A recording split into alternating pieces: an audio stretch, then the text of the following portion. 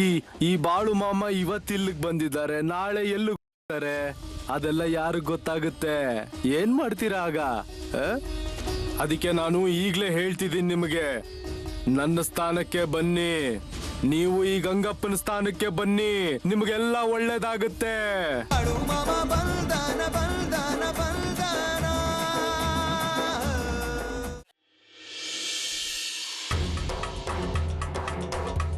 ನೀವು ನನಗೆ ಹೇಳಿ, ಎಲ್ರು ಚೆನ್ನಾಗಿದ್ದೀರಲ್ವಾ? ನೀವು ಚೆನ್ನಾಗಿದ್ದೀರಿ ಅಲ್ವಾ? ಮಾಮ, ನೀವೇ ನಮ್ಮನ್ ಕಾಪಾಡ್ಬೇಕು. ಕೊನೆ ಕಾಲದಲ್ಲಿ ಸುಖವಾಗಿರ್ಬೇಕು ಅಂದ್ರೆ ನನ್ ಮಗಳ ಜೀವನ ಚೆನ್ನಾಗಿರ್ಬೇಕು. ಏನ್ ಅನ್ಸತ್ತೆ ನಿನಗೆ? ಮಾಮನಿಗೆ ನಿನ್ನ ಮೇಲೆ ಗಮನ ಇಲ್ಲ ಅಂತನ? ಏನಮ್ಮ? ಮಗಳ ವಿಷಯ ಏನು ಅಂತ ಹೇಳೋದು? ಅವ್ರ ಅತ್ತೆ ಅವಳಿಗೆ ತುಂಬಾ ತೊಂದರೆ ಕೊಡ್ತಾ ಇದ್ದಾರೆ. ಹೌದು ಮಾಮ. ನಮ್ಮ ಮಗಳನ್ನ ನಾವು ತುಂಬಾ ಪ್ರೀತಿಯಿಂದ ಸಾಕಿದೀವಿ ಮಾಮ. ನಮ್ಮ ಕೈಲಿ ಎಷ್ಟಾಗುತ್ತೋ ಅಷ್ಟು ಕಷ್ಟಪಟ್ಟು ಅವಳು ಮದುವೆ ಮಾಡಿದೀವಿ. ಅದಾದ್ಮೇಲೆ ಅವಳಿಗೆ ತೊಂದರೆಗಳು ಶುರುವಾಗಿದೆ ಮಾಮ. ಹೀಗಿರುವಾಗ ನಮ್ಮ ಮಗಳು ಹೇಗ್ ಬದುಕಬೇಕು ಮಾಮ? ಈಗ ಮಾಮ ನೀವೇ ಏನಾದ್ರೂ ಮಾಡಿ.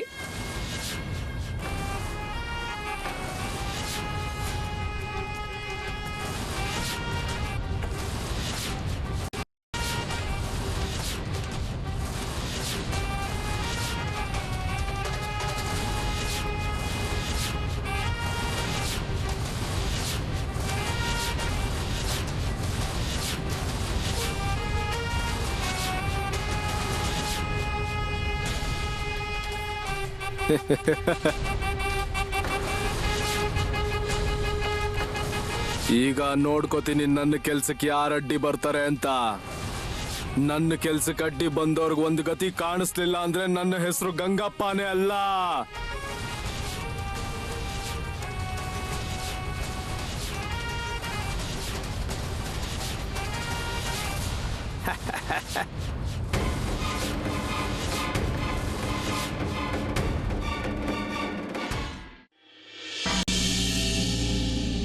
ಅವಳು ವಂಶದ ಕುಡಿಯನ್ನ ಕೊಡ್ಲಿಲ್ಲ ಅಂತ ಎಲ್ರು ಅವಳಿಗೆ ತೊಂದರೆ ಕೊಡ್ತಿದ್ದಾರೆ.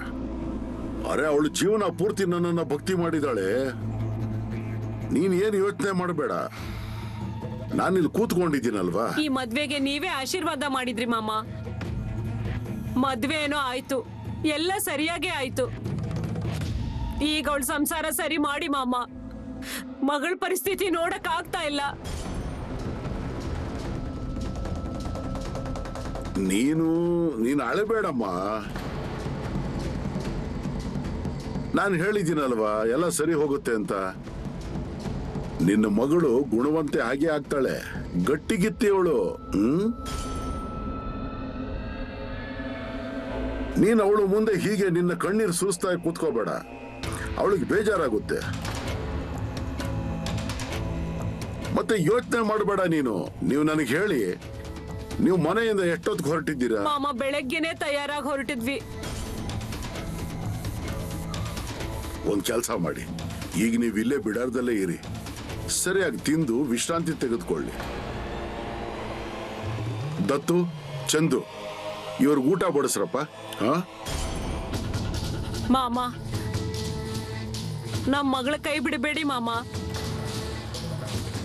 ಇಲ್ಲಿ ನೋಡಮ್ಮ ಮಗಳೇ, ನಾನು ಎಲ್ಲ ಸರಿ ಮಾಡ್ತೀನಿ, ನೀನೇನು ಚಿಂತೆ ಮಾಡಬೇಡ. ನಿನ್ನ ಮಗಳು ಸಹ ಇಲ್ಲಿ ಬಿಡಾರಕ್ಕೆ ಬರ್ತಾಳೆ. ಅವಶ್ಯಕತೆ ಬಿದ್ದರೆ ಅವಳ ಅತ್ತೆಯನ್ನು ಕರೆಸಿ ಎದುರಿಗೆ ನಿಲ್ಸಿ ಅವಳನ್ನು ಸರಿಯಾಗಿ ಪ್ರಶ್ನೆ ಮಾಡ್ತೇನೆ. ನಾವು ಅವರಿಗೆ ಮಗಳನ್ನ ಕೊಟ್ಟಿದ್ದೇವೆ, ಹಾಗೆ ಬಿಟ್ಬಿಡಕ್ಕಾಗುತ್ತಾ? ಮಾಮ, ನಿಮ್ ಸಲುವಾಗಿ ರೊಟ್ಟಿ ಪಲ್ಯ ಮಾಡ್ಕೊಂಡ್ ಬಂದಿದ್ದೀನಿ. ಅಲ್ಲಮ್ಮ ಮಗಳೇ, ನೀವ್ ಬಿಡಾರಕ್ಕೆ ಬಂದಿದ್ದೀರಲ್ವಾ, ಅಷ್ಟು ಸಾಕು.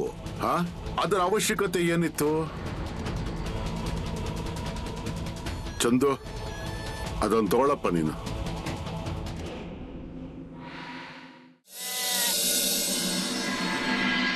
ನಾನು ಹೇಳಿದ್ದೀನಲ್ವಾ, ಚಿಂತೆ ಮಾಡಬೇಡ, ಎಲ್ಲ ಸರಿ ಮಾಡ್ತೀನಿ ಅಂತ.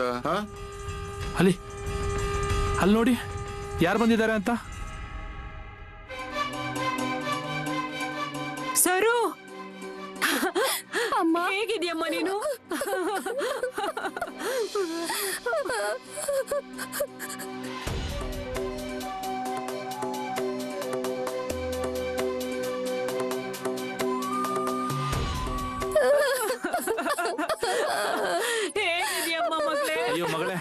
ನೀನು ಮಾಮ ಅವ್ರ ಮುಂದೆ ಬಂದಿದೀಯಾ.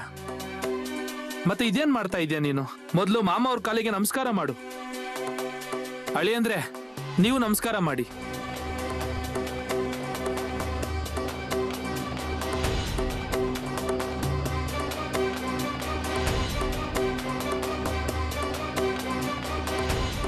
ಮಗಳೇ, ನಿನ್ನ ಪೂಜೆ ನನ್ನವರೆಗೂ ಬಂದು ತಲುಪ್ತು.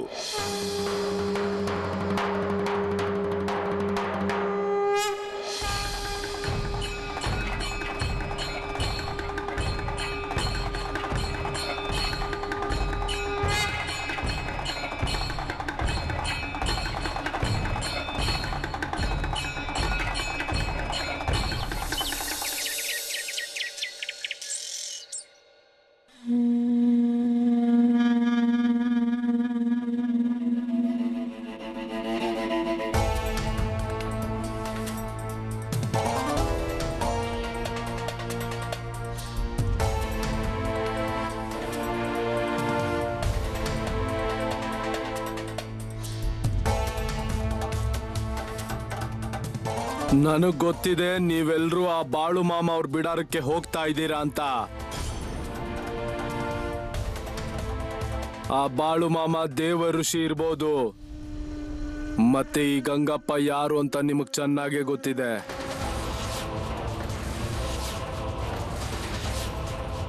ನಾನು ನಿಮ್ಗೋಸ್ಕರ ಇಲ್ಲಿವರೆಗೂ ಎಷ್ಟು ಕೆಲಸ ಮಾಡಿದ್ದೀನಿ, ನೀವು ಅಲ್ಲಿಗೆ ಹೋಗ್ತಿದ್ದೀರಾ ಈಗ? ನನಗೆ ಎಲ್ಲ ಕಡೆ ಗಮನ ಇರುತ್ತೆ. ಯಾರು ಎಲ್ಲಿಗೆ ಹೋಗ್ತಾರೆ, ಯಾರೆಲ್ಲಿಗೆ ಹೋಗೋದಿಲ್ಲ, ಎಲ್ರ ಮೇಲೂ ಕಣ್ಣಿರುತ್ತೆ ನನಗೆ. ನೀವು ನನ್ನ ಹತ್ರ ಬಂದ್ರೆ ನಿಮಗೆ ಏನು ಆಗೋದಕ್ ಬಿಡೋದಿಲ್ಲ ನಾನು. ಯಾಕೆ ಅಂದ್ರೆ ಯಾರು ಎಲ್ಲಿ ನಿಮಗೆ ಹೇಗೆ ತೊಂದರೆ ಕೊಡ್ಬೋದು ಅನ್ನೋದು ನನಗ್ ಗೊತ್ತಾಗುತ್ತೆ. ನಿಮ್ಗೇನಾದ್ರೂ ಗೊತ್ತಾಗುತ್ತಾ? ಇಲ್ಲ, ಗೊತ್ತಾಗೋದಿಲ್ಲ. ಅದಕ್ಕೆ ನೀವು ಎಲ್ಲಿಗೆ ಹೋಗ್ಬೇಕು, ಎಲ್ಲಿಗೆ ಹೋಗ್ಬಾರ್ದು ಅನ್ನೋದನ್ನ ನೀವೇ ಎಲ್ಲಾನು ನಿರ್ಧಾರ ಮಾಡ್ಕೊಳ್ಳಿ. ಮತ್ತೆ ಇಲ್ಲಿ ಕೇಳಿ, ನೀವು ಈ ಬಾಳು ಮಾಮ ಇವತ್ತಿಲ್ಲಿಗೆ ಬಂದಿದ್ದಾರೆ, ನಾಳೆ ಎಲ್ಲಿ ಹೋಗ್ತಾರೆ ಅದೆಲ್ಲ ಯಾರಿಗ್ ಗೊತ್ತಾಗುತ್ತೆ? ಏನ್ ಮಾಡ್ತೀರಾ ಆಗ?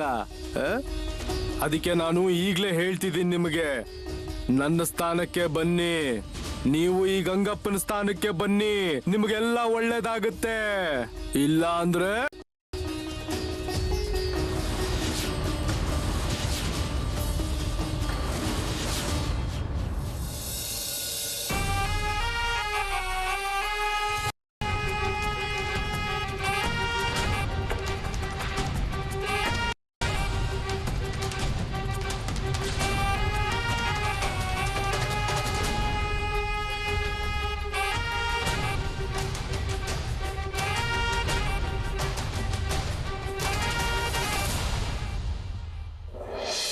ಮಾಮ.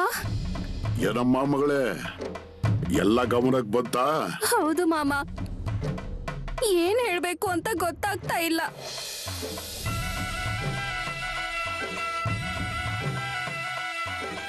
ಮಗಳೇ, ಜೀವಮಾನದಲ್ಲಿ ಕೆಟ್ಟ ದಿನಗಳು ಒಳ್ಳೆಯ ದಿನಗಳು ಬರ್ತಾ ಇರ್ತವೆ. ಒಳ್ಳೆ ದಿನಗಳು ಕೆಟ್ಟ ದಿನಗಳು ಬರ್ತವೆ ಹೋಗ್ತವೆ. ಎಲ್ಲದರ ಹಿಂದೆ ಏನಾದ್ರೂ ಒಂದು ಕಾರಣ ಇರುತ್ತೆ.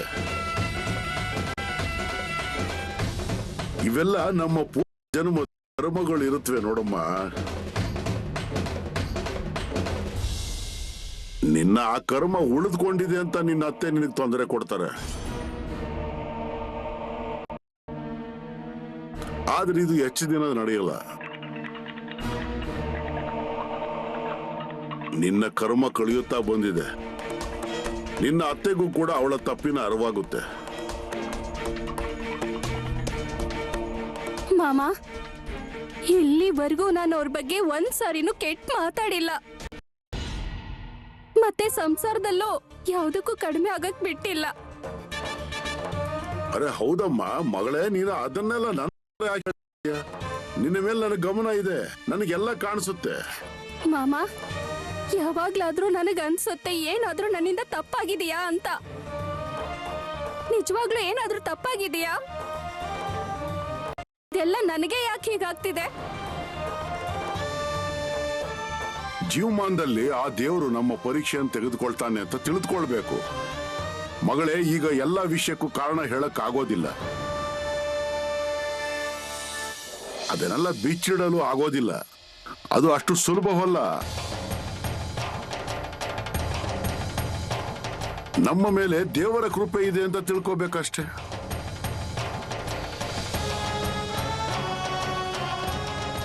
ಮಾಮ, ನಿಮ್ಮ ಆಶೀರ್ವಾದ ನಮ್ಮ ಮೇಲಿರ್ಲಿ.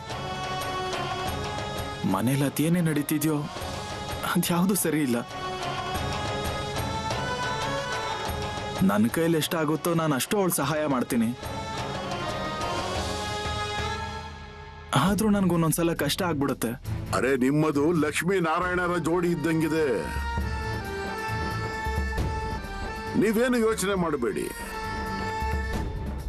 ನನಗೆಲ್ಲ ಗೊತ್ತಿದೆ, ಎಲ್ಲಿ ಏನ್ ನಡೆದಿದೆ, ಎಲ್ಲಿ ಏನ್ ನಡೆದಿಲ್ಲ ಅಂತ.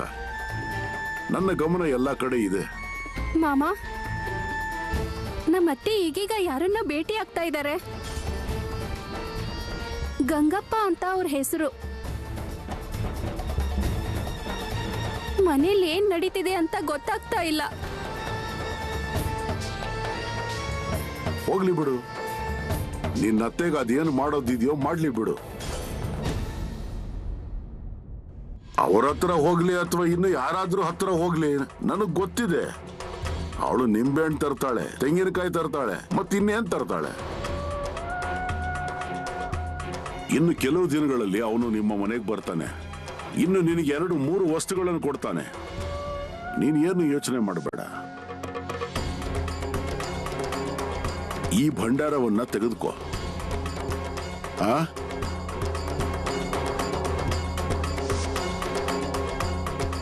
ಮಹಾದೇವನ ಹೆಸರನ್ನು ತೆಗೆದುಕೊಳ್ಳೋದು, ಮತ್ತೆ ಹಣೆಗೆ ಭಂಡಾರವನ್ನು ಇಟ್ಕೊಳ್ಳೋದು. ಏನು ಆಗೋದಿಲ್ಲ ನಿನಗೆ. ನಾನಿದ್ದೀನಿ ನಿನ್ನ ಬೆನ್ನಿಗೆ. ಇಲ್ಲಿ ಈ ಬಿಡಾರಕ್ಕೆ ಬಂದಿದ್ಯಾ, ಮತ್ತು ನಾನು ಈ ಬಿಡಾರದಲ್ಲಿ ನಿನಗೆ ಮಾತು ಕೊಡ್ತೀನಿ. ನಿನ್ನ ಒಂದು ಕೂದಲಿಗೂ ತೊಂದರೆ ಆಗೋದಿಕ್ ನಾನು ಬಿಡೋದಿಲ್ಲ. ನಾನು ನಿನ್ನ ಮಗಳು ಅಂತ ಅನ್ಕೊಂಡಿದ್ದೀನಿ. ನೀನೇನು ಯೋಚನೆ ಮಾಡಬೇಡ. ಅದು ಯಾರು ನಿನಗೇನು ಮಾಡ್ತಾರೆ ಅಂತ ನಾನು ನೋಡ್ತೀನಿ.